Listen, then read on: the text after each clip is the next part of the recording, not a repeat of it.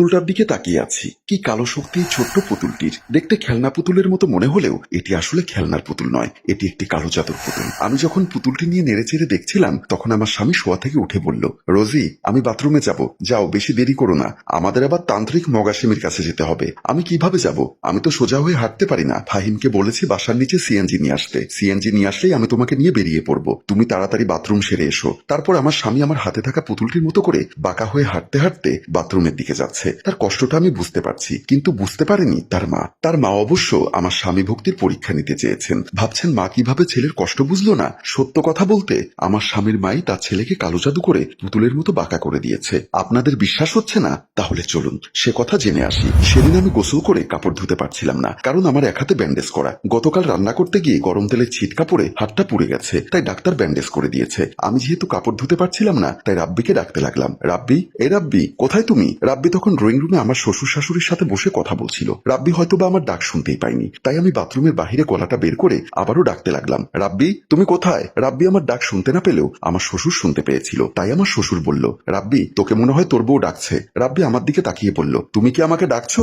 হ্যাঁ একটু এদিকে এসো তো। রাব্বি যখন ড্রয়িং রুম থেকে আসছিল তখন আমার শাশুড়ি মুখ ভার করে বলল, কি একটা বউ ঘরে এনেছি, সারাক্ষণ ছেলেটাকে ডেকে ডেকে কাছে নিয়ে যায়, একটু যে তার সাথে বসে দুটো সুখ দুঃখের কথা বলবো তাও পারি না। আমার শ্বশুর বলল, আহা ওটা নিয়ে তুমি টেনশন করছো কেন? ওদের স্বামী স্ত্রীর মধ্যে কত কথাবার্তা থাকতে পারে, চুপ, বেশি কথা বলবে না। কই সংসার তো আমিও করেছি, তুমি আমাকে কতটুকু সময় দিয়েছো? যৌবনকালে যতটুকু সময় তোমাকে দেওয়া দরকার ততটুকু সময় দিয়েছিলাম। প্রচুর মাথা দিয়েছো সারাক্ষণ থাকতে ব্যবসা বাণিজ্য নিয়ে। মাঝে মধ্যে চিন্তা করি এই ছেলেটা তোমার মতো হলো না কেন, পুরো একটা বউ পাগলা ছেলে হয়েছে। রাব্বি বাথরুমের সামনে এসে বলল, কি জন্য ডেকেছো? আমি গোসল করেছি, কিন্তু এক হাতে ব্যান্ডেজ থাকার কারণে কাপড়গুলো ধুতে পারছিলাম না। আবার ডাক্তার বলেছে এ হাতে যেন এক সপ্তাহ পানি না লাগাই। তুমি কাপড়গুলো রেখে গেলে পারতে, আমি গোসল করার সময় ধুয়ে দিতাম। মা বাবার সাথে জরুরি কথা বলছিলাম। আরে বাবা, কাপড়গুলো যদি এখন আমি বাথরুমে রেখে যাই, বড় ভাবি দেখলে এটা নিয়ে হুলস্থুল কাণ্ড ঘটাবে, তাই তোমাকে ডেকেছি, না হলে তো তোমাকে ডাকতাম না। এসে যখন পড়েছো কাপড়গুলো ধুয়ে দাও। তখন রাব্বি আমার কাপড়গুলো ধুয়ে দিচ্ছিল। রাব্বি যখন কাপড়গুলো ধুয়ে দিচ্ছিল তখন বাথরুমের সামনে দিয়ে হেঁটে যাচ্ছিল বড় ভাবি।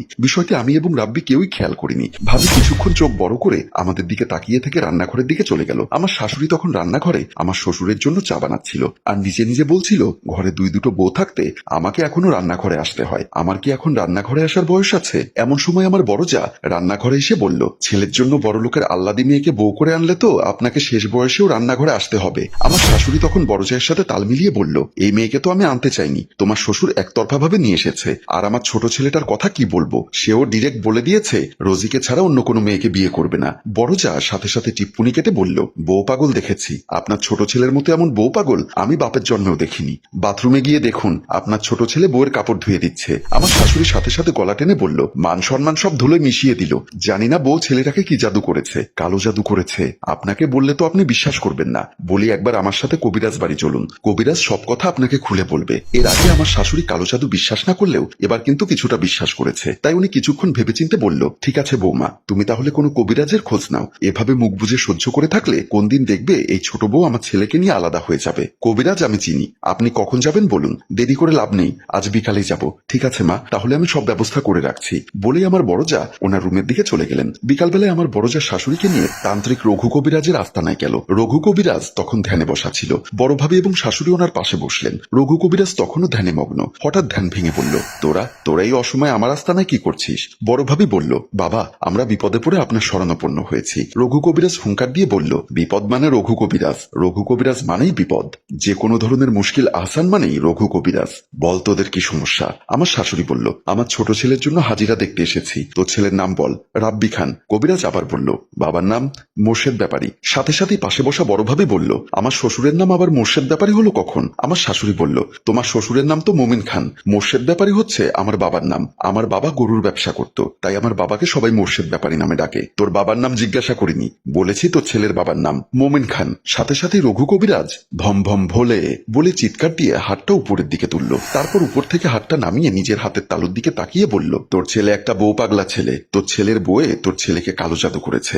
সাথে সাথেই বড় ভাবি বলল, দেখেছেন মা, এবার আমার কথা সত্যি হলো তো? আমার শাশুড়ি কাদো কাদো গলায় বলল, শেষ, আমার সংসারটা শেষ করে ফেলেছে এই মুখপুরি, আমার ছেলেটাকে নিয়ে আমার সংসার থেকে চলে যাওয়ার পায়তারা করছে। রঘু কবিরাজ বলল, কোনো সমস্যা নেই, বান্টনা কেটে দিলে সব ঠিক হয়ে যাবে। আমার শাশুড়ি বলল, যত টাকা লাগে আমি দিব, আপনি তাড়াতাড়ি বান্টনা কাটার ব্যবস্থা করুন, বান্টনা আমি কাটবো, সাথে তোকে 1 শিশি তেল দিব, ওই তেল তোর ছেলের মাথায় গিয়ে মেখে দিবি, আর হাদিয়া হিসাবে আমাকে দিতে হবে 10,000 টাকা। দিচ্ছি বাবা, আপনাকে এক্ষুনি দিচ্ছি, আপনি আমাকে তেল পরা দিন। তারপর রঘু কবিরাজ পাশে রাখা একটা শিশি হাতে নিয়ে মন্ত্র পড়তে লাগলো। সন্ধ্যার সময় রাব্বি বন্ধুদের সাথে আড্ডা দেওয়ার জন্য বের হচ্ছিল। ড্রেসিং টেবিলের সামনে দাঁড়িয়ে আমি তার শার্টের বোতাম লাগিয়ে দিচ্ছিলাম আর বলছিলাম, আমার হ্যান্ডসাম আজকে কোথায় যাচ্ছে? কোথায় আবার? প্রতিদিন সন্ধ্যায় যেখানে যাই বন্ধুদের সাথে আড্ডা দিতে যাচ্ছ তাই না? হ্যাঁ, বেশি রাত করবে না কিন্তু, তুমি তো ভালো করেই জানো তোমাকে ছাড়া এক মুহূর্ত আমি থাকতে পারি না। আরে বাবা, সেটা আমি জানি, বিয়ের আগে আমি সারাক্ষণ বন্ধুদের সাথে আড্ডায় মেতে থাকতাম, এখন বন্ধুদের কম সময় দিই বলে ওরা আমাকে বউ পাগলা ডাকে। এমন সময় একটা তেলের শিশি হাতে আমার শাশুড়ি এসে বলল,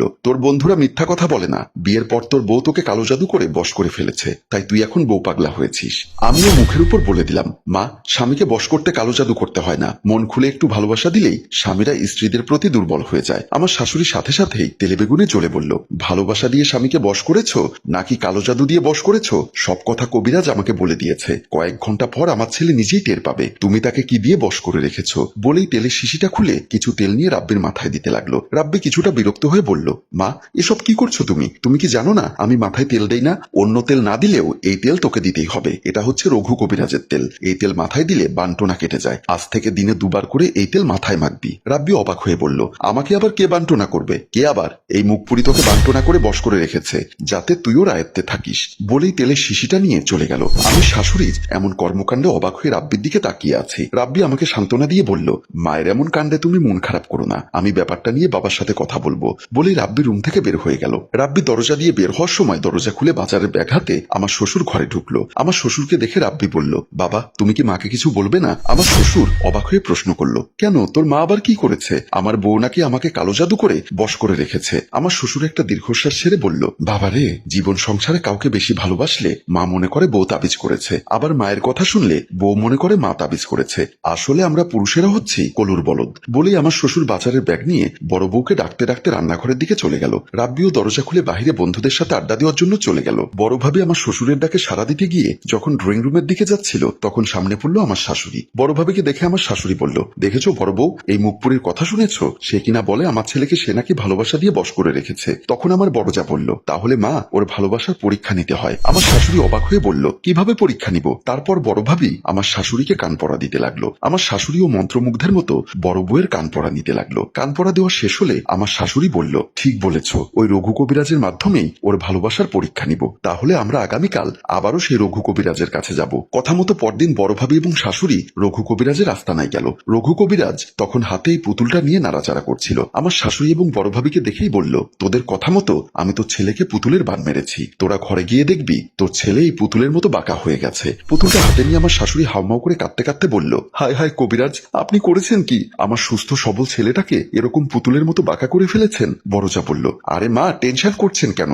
আমরা শুধু রাব্বির বউয়ের ভালোবাসার পরীক্ষা নিচ্ছি। রাব্বি যখন পঙ্গু হয়ে গেছে দেখবে, তখন দেখবেন আপনার ছোট বউ তল্পি তল্পা গুটিয়ে বাপের বাড়ি চলে যাবে। পঙ্গু স্বামীর হাতে লাঠি হতে কোনো স্ত্রী চায় না। ওর বউ যখন চলে যাবে তখন রাব্বি বুঝতে পারবে ওর বউকে কেমন ভালোবাসে। ওর বউ চলে যাওয়ার পর আমরা আবার এই কবিরাজ বাবার কাছে এসে বান্টনা কেটে রাব্বিকে সুস্থ করে ফেলবো। বড় ভাবির কথাগুলো শুনে মা একটা মিষ্টি হাসি দিয়ে বলল, বৌমা, এতদিন ধরে জানতাম আমার বাবা মোর্শেদ ব্যাপারী পৃথিবীর সবচাইতে বড় গিরিঙ্গিবাজ, আজ দেখলাম বাপের উপরেও বাপ আছে। সত্যি তোমার বুদ্ধির প্রশংসা করতে হয়। তখন রঘু কবিরাজ বলল, ধর, এই পুতুলটা নিয়ে তোর ছেলের ঘরে যে কোনো এক কোণে রেখে দিবি, আর যখন তোর ছেলেকে তোরা সুস্থ করতে চাইবি তখন এই পুতুলটা নিয়ে আমার কাছে চলে আসবি। আমি বান্টনা কেটে দিলে তোর ছেলে আবার আগের মতো সুস্থ হয়ে যাবে। বলেই পুতুলটা আমার শাশুড়ির হাতে দিল। এই হচ্ছে আমার স্বামীর পুতুলের মতো বাঁকা হয়ে যাওয়ার কাহিনী। স্বার্থের পৃথিবীতে সবাই স্বার্থপর, সেই কথাটি বলা উচিত হবে না। যদি সবাই স্বার্থপর হয়ে যেত তাহলে আমিও রাব্বিকে ছেড়ে চলে যেতাম। এই পৃথিবীতে সবাই যেমন স্বার্থপর না, ঠিক তেমনি সব মাও মমতাময়ী না। যেমনটি আমার শাশুড়ির কর্মকাণ্ডে